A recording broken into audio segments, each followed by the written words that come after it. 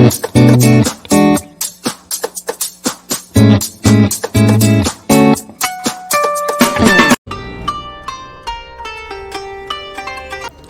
നമ്മളെ സിറ്റി പാലസിലെ കാഴ്ചകളെല്ലാം കണ്ട് പുറത്തേക്ക് വന്നത് നേരെ ഇങ്ങോട്ടാണ്.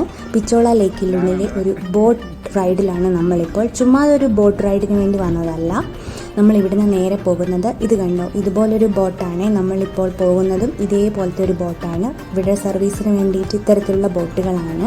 അപ്പോൾ നമ്മളിനി പോകുന്ന അടുത്ത സ്ഥലം എന്ന് പറയുന്നത് ഈ പിച്ചോള ലേക്കിനുള്ളിലുള്ള ഒരു ചെറിയ ദ്വീപിലേക്കാണ്. അവിടെ ഒരു ജഗ്മന്ദിർ പാലസ് എന്ന് പറയുന്ന അടുത്ത ഒരു പ്രധാനപ്പെട്ട സ്ഥലമുണ്ട്. അപ്പോൾ ആ സ്ഥലം സന്ദർശിക്കാനാണ് നമ്മുടെ ഇപ്പോഴത്തെ ബോട്ട് യാത്ര. ബോട്ടിലൂടെ മാത്രമേ നമുക്ക് അങ്ങോട്ടേക്ക് പോകാൻ വേണ്ടിയിട്ട് പറ്റത്തുള്ളൂ. പിന്നെ ഇവിടെ നിന്ന് ഇപ്പം നോക്കുമ്പം അങ്ങ് ദൂരെ ആ കാണുന്ന ഹോട്ടൽ, അതിപ്പോൾ ഹോട്ടലാണ്, പക്ഷേ അത് ലേക്ക് പാലസ് ആയിരുന്നു. ഇപ്പോൾ അത് താജ് ഗ്രൂപ്പിൻ്റെ ലക്ഷറി ഹോട്ടലായിട്ടാണ് സ്ഥിതി ചെയ്യുന്നത്.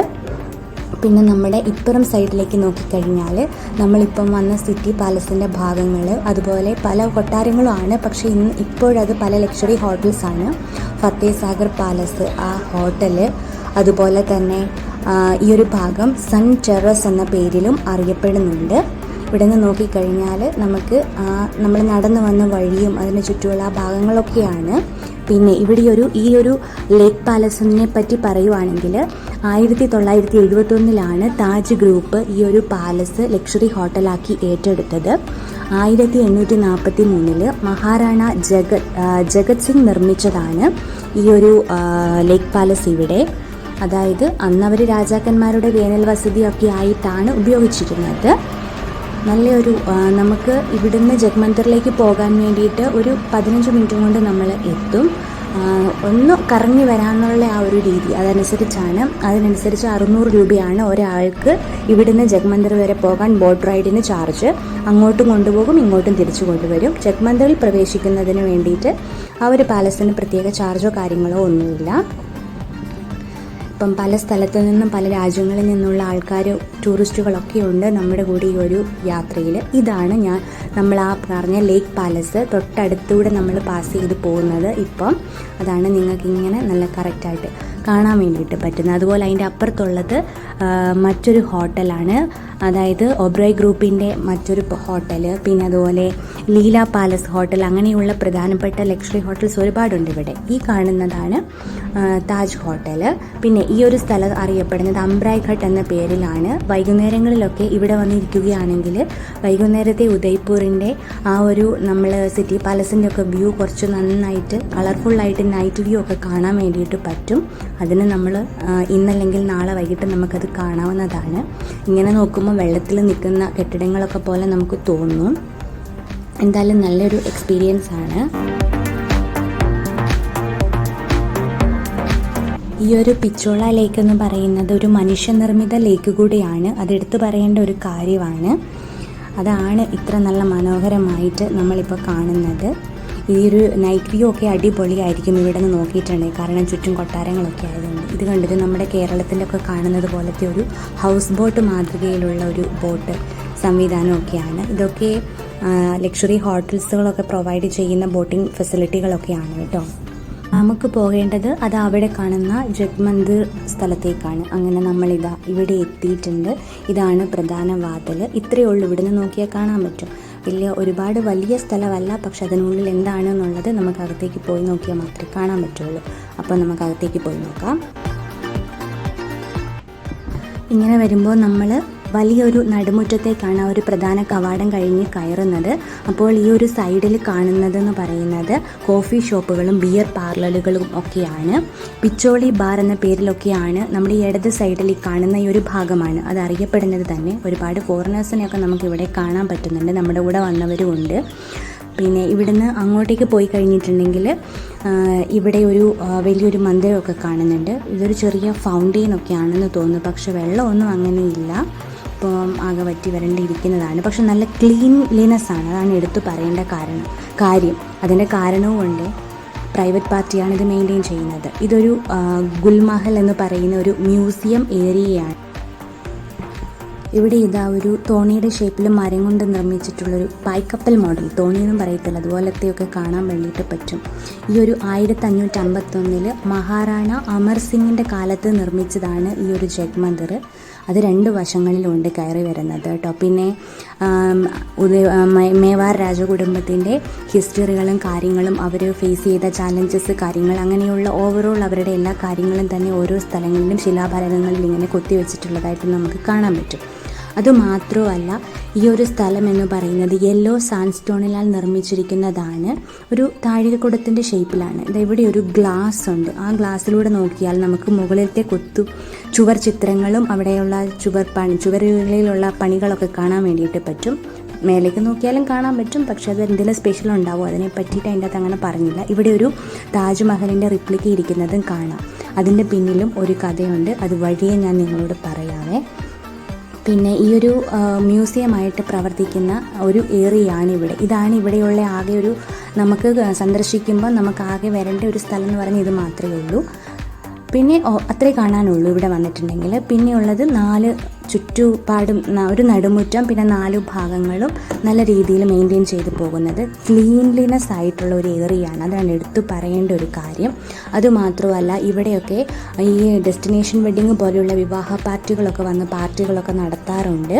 അപ്പോൾ അതിനൊക്കെ ഇവർ വിട്ടുകൊടുക്കുന്നുണ്ട്. ഇപ്പോഴും ഇതുപോലെ ഇത് ക്ലീനായി മെയിൻറ്റെയിൻ ചെയ്യുന്നത് മേവാർ കുടുംബത്തിൻ്റെ ആ ഒരു പ്രൈവറ്റ് പ്രോപ്പർട്ടി തന്നെയായിട്ട് ഇവർ മെയിൻറ്റെയിൻ ചെയ്തുകൊണ്ട് പോകുന്നത് കൊണ്ടാണ് നമുക്കിങ്ങനെ വൃത്തികേടായിട്ട് ഒരു സ്ഥലം പോലും നമുക്ക് കാണാൻ വേണ്ടിയിട്ടില്ല. അത്രയ്ക്ക് മനോഹരമായ സ്ഥലമാണ്. നല്ല പുല്ലൊക്കെ നല്ല വെട്ടി നല്ല രീതിയിൽ മെയിൻറ്റെയിൻ ചെയ്തുകൊണ്ട് പോകുന്നുണ്ട്. അത് ഏതൊരു ടൂറിസ്റ്റിനെയും ഈ ഒരു സ്ഥലത്തേക്ക് ആകർഷിക്കുന്ന ഒരു സ്ഥലമാണ്. ഈ ഒരു സിറ്റി ഓഫ് ലേക്സ് എന്ന് പറയുന്ന പിച്ചോള ലേക്കിൻ്റെ തീരത്ത് അതിലൊരു ചെറിയ ദ്വീപാണ്. ആ ദ്വീപിനുള്ളിൽ നല്ല മനോഹരമായ ഒരു സ്ഥലം തന്നെയാണ് ഈ ഒരു ജഗ് മന്ദിർ പാലസ് എന്ന് പറയുന്നത്.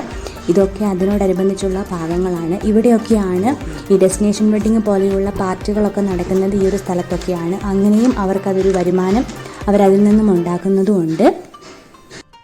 അതുപോലെ തന്നെ ഈ ഒരു ജഗ് മന്ദിർ ലേക്ക് ഗാർഡൻ പാലസ് എന്ന പേരിലും അറിയപ്പെടുന്നുണ്ട് കേട്ടോ.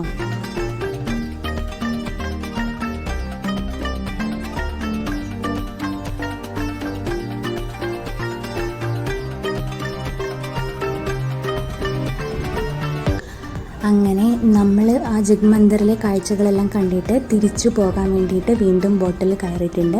നേരത്തെ നമുക്ക് ഏറ്റവും ബാക്ക് സൈഡായിരുന്നു സീറ്റ് കിട്ടിയിരുന്നത്. അതുകൊണ്ട് ഈ പ്രാവശ്യം നമ്മൾ ഏറ്റവും ഫ്രണ്ടിൽ തന്നെ പിടിച്ചു.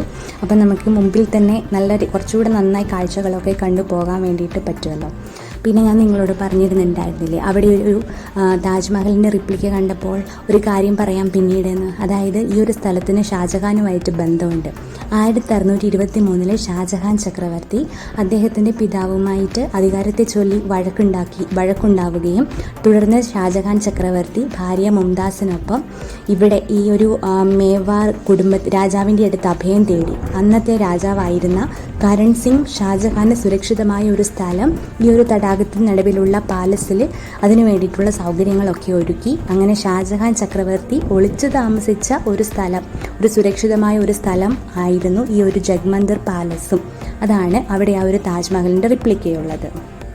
ഇനി നമ്മൾ ഈ ബോട്ടിൽ നിന്ന് ഇറങ്ങിക്കഴിഞ്ഞാൽ അടുത്തതായിട്ട് നമുക്ക് റോപ്പ് വേയിൽ പോകണമെന്നാണ് നമ്മൾ ആഗ്രഹിക്കുന്നത്, അങ്ങനെ വിചാരിക്കുന്നു. പക്ഷേങ്കിൽ നമുക്കവിടെ എത്തിയിട്ട് നോക്കാം.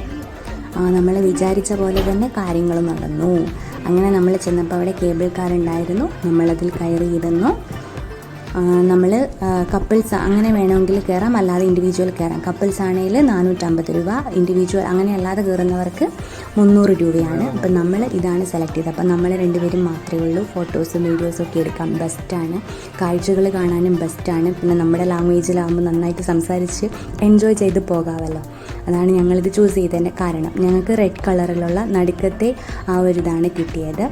ഒരുപാട് വലിയ ഡിസ്റ്റൻസ് ഒന്നും ഇല്ലെന്നാണ് നമ്മൾ ചോദിച്ചപ്പോൾ ഇവർ പറഞ്ഞത്. ഇവിടെയുള്ള ആരവല്ലി പർവ്വതത്തിൻ്റെ ഏറ്റവും മുകളിലൊരു ടെമ്പിളുണ്ട്. അങ്ങോട്ടേക്കാണ് ഈ റോപ്പ് വേയിലൂടെ നമ്മൾ പോകുന്നത്. അങ്ങോട്ടേക്ക് അവിടുത്തെ കാഴ്ചകൾ കണ്ട ശേഷം തിരിച്ചും ഇതുപോലെ തന്നെ റോപ്പ് വേയിൽ തിരിച്ചു വരുന്നു. അപ്പം നമ്മളിതാ നമ്മുടെ റോപ്പ് വേ ഇവിടെ സ്റ്റാർട്ട് ചെയ്തിട്ടുണ്ട്. എൻ്റെയും ചേട്ടായിൻ്റെ ഒക്കെ ഫസ്റ്റ് റോപ്പ് വേ എക്സ്പീരിയൻസ് ആണിത്. ഇവിടെ നിന്ന് നോക്കുമ്പോൾ ഫുള്ളും കാടാണ്, കാരണം ആരവല്ലി പർവ്വതനിരയാണ്. അപ്പോൾ എന്താണെങ്കിലും മരങ്ങളൊക്കെ ചുറ്റും കാണത്തുള്ളൂ, പക്ഷെ നല്ല അടിപൊളി പ്രകൃതി രമണീയമായ ഒരു പച്ചപ്പ് നിറഞ്ഞ എക്സ്പീരിയൻസ് ആണ് ഇതിൽ പോകുമ്പോൾ നമുക്ക് കിട്ടുന്നത്. അപ്പം അങ്ങ് മുകളിൽ കാണുന്നുണ്ട് ചെറിയ ബിൽഡിംഗ് ഒക്കെ, അങ്ങോട്ടേക്കൊക്കെ ആയിരിക്കാം മേ ബി നമ്മൾ പോകുന്നത്. ഒരു 10 മിനിറ്റത്തെ ഡിസ്റ്റൻസേ ഉള്ളെന്നാണ് പറഞ്ഞത്. എന്തായാലും നമുക്ക് പോയി നോക്കാം.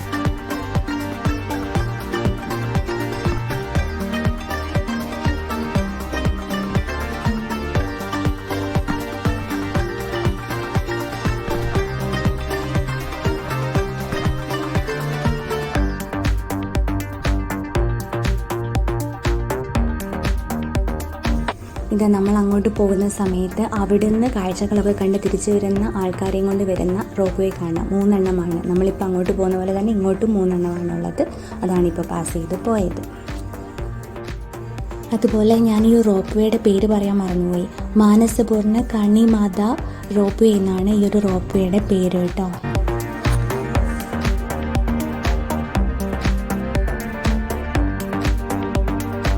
ഇതാ ഇവിടെ നിന്ന് ഇങ്ങനെ നോക്കുമ്പോൾ നമുക്ക് ആ ഒരു പിച്ചോള ലേക്കിൻ്റെ ഒരു കാഴ്ച അങ്ങ് കാണാൻ വേണ്ടിയിട്ട് പറ്റും.